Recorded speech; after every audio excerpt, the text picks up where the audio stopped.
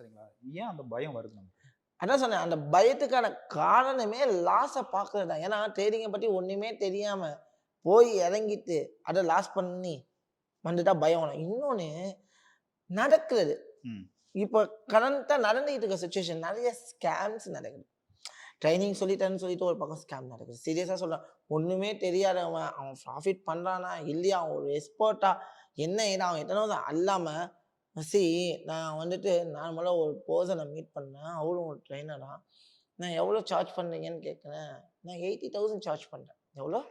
80 80,000 charge பண்ணேன். ரூ. 80,000 charge பண்றாரு. இந்தாங்க 80,000 ஒன்லி சப்போர்ட் அண்ட் டிஸ்டன்ஸ். ஒரு சின்ன கான்செப்ட். என் ஸ்டூடண்ட்ஸ்க்குலாம் அது வந்து நான் ஒன் டே எடுக்கிற கிளாஸ ரூ. 80,000க்கு சார்ஜ் பண்ணேன். ஸோ இந்த மாரி மக்களா இருக்கிறதுனால ஒரு ப்ராப்பரான ஸ்ட்ராட்டஜியா, ப்ராப்பரான வரைமுறையில கொண்டு போகாதனால மக்கள் ரொம்ப ஸோ இந்த மாதிரியான நொடிஞ்சு போய் விஷயங்கள் நெறைய சார்ஜ் பண்றதுனால மக்களுக்கு பயம் நெறைய வருதுன்றீங்க. சார்ஜ் பண்ணியும் நீங்க சார்ஜ் பண்ணுங்க. ஆனா அதுக்கான குவாலிட்டிய குடுங்க.